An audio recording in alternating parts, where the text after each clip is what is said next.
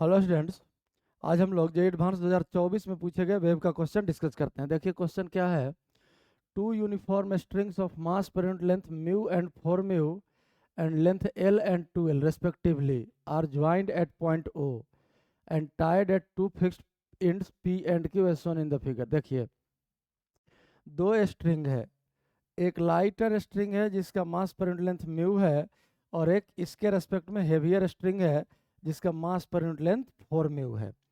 ये P और Q point पर फिक्स किया हुआ है और वो पॉइंट दोनों का ज्वाइंट है, ज्वाइन कर दिया गया है। और म्यू मास पर यूनिट लेंथ वाले स्ट्रिंग का लेंथ है L और 4 म्यू मास पर यूनिट लेंथ वाले का लेंथ दिया हुआ है 2L। The strings are under a uniform tension T और थ्रू आउट द स्ट्रिंग दोनों स्ट्रिंग में टेंशन T के बराबर है। If we define the frequency nu naught equals 1 by 2L root T by mu, which of following statements is are correct? एक frequency define कर दिया जिसको न्यू नॉट से रिप्रेजेंट किया है, इसका वैल्यू सामने दिख रहा है और इन ऑप्शंस के बारे में अब बताना हम लोगों को कौन सही कौन गलत। With a node at O minimum frequency of vibration, O को नोड मान के एक बार हम लोगों को एनालाइज करना होगा सिचुएशन को। With an antinode at O, और एक बार एंटी नोड मान के ओ को हम लोगों को सिचुएशन को एनालाइज करना होगा। इसके बाद इन ऑप्शंस को हम लोग देखते हैं। तो सबसे पहले देखिए, अगर ओ को नोड मान ले हम लोग, ओ को हम लोग नोड एज्यूम कर रहे हैं, तो अगर ओ नोड हो गया तो पी भी नोड है, चूंकि फिक्स्ड एंड है, फिक्स्ड एंड हमेशा नोड बनता है, डिस्प्लेसमेंट नोड, और ओ भी डिस्प्लेसमेंट नोड हो गया। तो अगर हम लोग यहाँ से इसका मोड्स ऑफ वाइब्रेशन लिखें तो लेंथ दिया है कितना L, तो L इक्वल्स जानते हैं आप लोग n into lambda by 2, n को इंटीजर है। और इसी तरह से अगर इस स्ट्रिंग का लिखे हम लोग 4 म्यू मास पर यूनिट लेंथ वाले का, तो इसका लेंथ दिया है 2L, ये हो जाएगा कितना m इंटू लेमडा बाई 2। अब दोनों में लेमडा वेवलेंथ अलग अलग होगा क्योंकि दोनों का स्पीड अलग अलग है, तो इसको हम लोग लेमडा 1 कह लेते हैं और इसको हम लोग लेमडा 2 कह लेते हैं। म्यू वाले का लेमडा 1 यही लिख लेते हैं लेमडा 1, और ये 4 म्यू वाले का लेमडा 2। अब अगर यहाँ से डिवाइड कर दें तो लेफ्ट साइड आ गया 1/2 और राइट साइड आ गया आपका n lambda 1 divide by m lambda 2।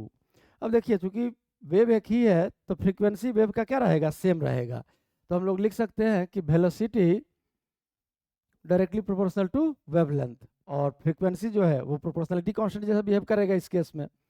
तो लेफ्ट वाले स्ट्रिंग का अगर वेलोसिटी लिखें तो ये है आपका root under t by mu, और राइट वाले में अगर वेलोसिटी लिखें तो ये है आपका t बाई 4 म्यू, क्योंकि टेंशन दोनों में सेम दिया हुआ है क्वेश्चन में, और इक्वल्स अब ये वेवलेंथ हो गया लेमडा 1 बाई लेमडा 2।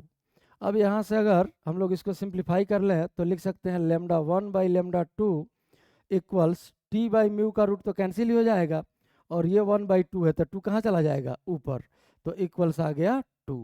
अब यहाँ से अगर लेमडा 1 बाई लेमडा 2 का वैल्यू हम लोग इस इक्वेशन 1 मान लेते हैं, इसको इस इक्वेशन में अगर पुट कर दें तो देखिए आपका n बाई m का वैल्यू आ जाएगा कितना, तो यहाँ से ये भी 2, तो 2 नीचे चला जाएगा 1/4। अब 1/4 का क्या मतलब है, यहाँ देखिए इसके लिए हम लिखे थे नंबर n और इसके लिए लिखे थे नंबर m, तो ये n बाई m का रेशियो आया। n बाई m क्या बताता है, नंबर ऑफ लूप्स। अगर इस L लेंथ वाले स्ट्रिंग में अगर एक ही लूप बना, स्टैंडिंग वेव में, स्टेशनरी वेव में पढ़े होंगे आप लोग, अगर एक लूप बना तो सेम फ्रीक्वेंसी में इस स्ट्रिंग में 4 लूप बनेगा, यही रेशियो बता रहा है। यहाँ 4 लूप बन जाएगा, ये ऐसा छोटा बड़ा थोड़ा हो गया है, 2 लूप 3 लूप और ये 4 लूप। अब अगर इसमें हम लोग मोड अगर चेंज करें हम लोग ऑसिलेशन का, तो इसमें अगर 2 लूप हम लोग बना दें, इसमें अगर हम लोग 2 लूप बना दें तो इस स्ट्रिंग में फिर कितना लूप हो जाएगा, 8 लूप हो जाएगा, क्योंकि रेशियो 1/4 होना चाहिए। तो जब इसमें 2 लूप तो इसमें 8 लूप, इसमें अगर 3 लूप तो उसी तरह से इसमें 12 लूप, 12 लूप, ताकि रेशियो क्या रहे, 1/4 रहे। अब यही सिचुएशन है आपका, इसको तो हम इरेज कर देते हैं क्योंकि इस डायग्राम से हम लोगों को कोई मतलब नहीं है विशेष, बस समझाने के लिए ड्रॉ किए थे। ये हो गया आपका किस सिचुएशन के लिए, नोड एट ओ के लिए। अब ऑप्शन अभी देखेंगे, चेक करते हैं। तो ओ नोड के साथ देखिए पहला ऑप्शन क्या है, with a node at O the minimum frequency of vibration of composite string is nu naught. अब देखिए अगर ओ को नोड माने तो मिनिमम फ्रीक्वेंसी ऑफ वाइब्रेशन मतलब फंडामेंटल मोड का बात कर रहा है, तो फंडामेंटल मोड में एक ही लूप बनेगा यहाँ से यहाँ तक, और अगर एक लूप बना तो ये हो जाएगा L equal to lambda by 2। यहाँ से लेमडा का वैल्यू आ गया कितना 2L, और तब आप frequency new not fundamental frequency आप लिखेंगे तो V का वैल्यू कितना है, टेंशन T दिया हुआ है, मास पर यूनिट लेंथ है म्यू और 1/2L, यही न्यू नॉट। तो minimum frequency of vibration of composite string is nu naught, ये आपका सही है विथ नोड एट ओ। अब ये antinode at O, antinode को अभी सॉल्व करेंगे हम लोग, अभी सॉल्व नहीं किए हैं।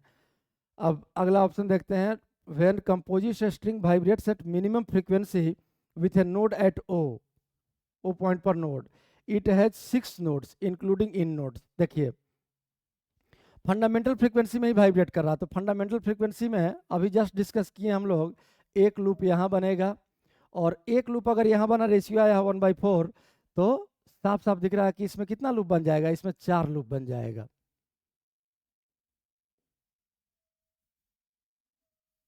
यही आपका सिचुएशन होगा। तो अब नोड काउंट कर लीजिए, 4 लूप इधर है तो 1 2 3 4 5, पांचवा नोड तो कॉमन हो गया दोनों में, और ये एक 6, तो टोटल 6 नोड बना। ये आपका सी ऑप्शन हो गया। अब देखिए एंटी नोड एट ओ पर अगर एंटी नोड बनता है तब क्या होगा, ओ पर अगर एंटी नोड बनता है तो ये तो फ्री इंड जैसा बिहेव करेगा और ये फिक्स्ड इंड जैसा। तो इस केस में अगर हम लोग इक्वेशन लिखें तो आप लोग जानते होंगे L equals free at one end का equation, L equals odd number, तो ऑड नंबर 2n+1 लिख लेते हैं म्यू वाले के लिए, और लेमडा 1 तो यहाँ लिए ही थे इसका, और इसका लेमडा 2 लिए थे, तो 2n+1 और इंटू लेमडा/4। और इसका अगर लिखे इस स्ट्रिंग का, हेवियर स्ट्रिंग का, तो ये लेंथ हो गया 2L इक्वल्स ऑड नंबर, इसमें वेरिएबल m ले लेते हैं, 2m+1 इंटू लेमडा 2/4। ये लेमडा 1 है, इसमें लेमडा 1 माने थे, इसमें लेमडा 2 माने थे। अगर फिर से इसको डिवाइड कर दें हम लोग तो ये रेशियो क्या आ जाएगा, 4 तो कैंसिल हो गया, उधर से बचा 1/2 equals 2n+1 divided by 2m+1, और 4 कैंसिल हो गया, इसके बाद क्या बचा लेमडा 1/λ2। अब अगर लेमडा 1/λ2 का वैल्यू पुट कर देते हैं हम लोग, 2 जो यहाँ से निकला है, यहाँ से निकला है, ये तो जो इन्फॉर्मेशन दिया हुआ उसके हिसाब से है, ये तो पार्टिकुलर मोड के हिसाब से है नहीं। लेमडा 1/λ2 इस कॉम्बिनेशन के लिए, इस दोनों स्ट्रिंग के कॉम्बिनेशन के लिए हमेशा क्या रह जाएगा, 2 रह जाएगा, म्यू के हिसाब से ये रेशियो आया था। तो लेमडा 1/λ2 अगर यहाँ रख दें तो ये देखिए 2n+1 odd number divide by 2m+1, ये भी ऑड नंबर, इक्वल्स हो जाएगा 1/4। अब ये देखिए ये रेशियो कभी भी 1/4 नहीं आ सकता, odd number by odd number, कुछ भी होगा, यहाँ भी ऑड नंबर चाहिए और यहाँ भी ऑड नंबर चाहिए मिनिमम में।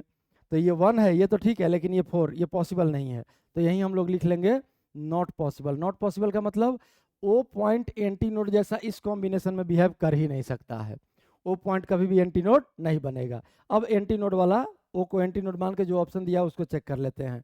With an antinode at O the minimum frequency of vibration of composite string is 2 nu naught. ये तो पॉसिबल ही नहीं है कि वो एंटी नोड बने, तो फिर वाइब्रेशन फ्रीक्वेंसी निकालना पॉसिबल नहीं है ओ को एंटी नोड मान के। डी ऑप्शन देखिए, no vibrational mode with antinode at O is possible for composite string.